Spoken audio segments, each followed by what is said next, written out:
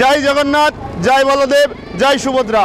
জগন্নাথ দেব কি জয়, বলরাম মহারাজ কি জয়, সুভদ্রা মহারানী কি জয়। জয় জগন্নাথ। আজকে আমাদের জগন্নাথ মহাপ্রভুর যে অনুষ্ঠানটা, আমাদের অনুভূতিটা অনেক বেশি।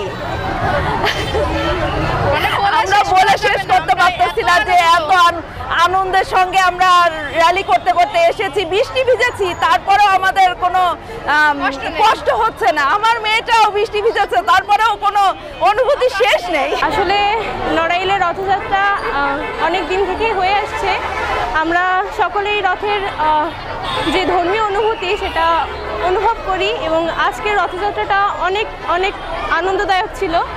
আমরা সকলেই রথ টানতে পেরেছি, অনেকেই টানতে পারেনি, কিন্তু যারা টানতে পারেনি তারাও আগামী বছর অবশ্যই টানতে পারবে। আর রথযাত্রা এবার ছিল নড়াইল টাউন কালীবাড়ি মন্দির থেকে হচ্ছে আমাদের উজিরপুরের যে ইস্কন মন্দির আছে ওইখানে পর্যন্ত। আজকে রথের অনুভূতি আমার অনেক সুন্দর, আমিও টানতে পেরেছি ভগবানের ইচ্ছায়। জয় জগন্নাথ।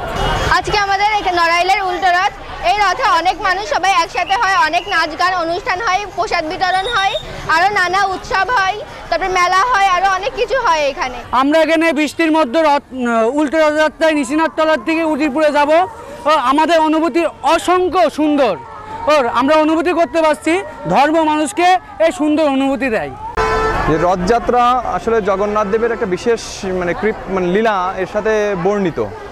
রথযাত্রা এমন একটা জিনিস যে সর্বপ্রথম এটা পুরীধামে অনুষ্ঠিত হয়, আর তার পরিপ্রেক্ষিতে ধারাবাহিকভাবে সারা পৃথিবীতে বর্তমানে সনাতন ধর্মের একটা বড় উৎসব, একটা অনুষ্ঠান আছে রথযাত্রা মহোৎসব যেটা।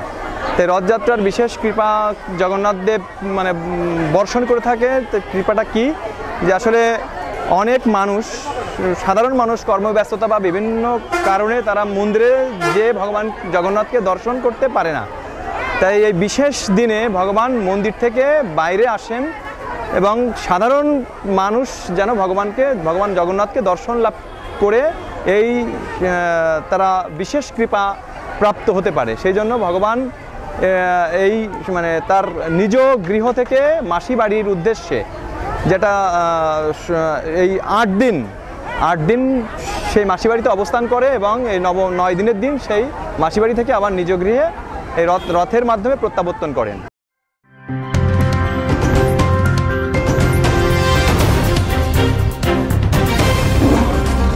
Voice of Tiger.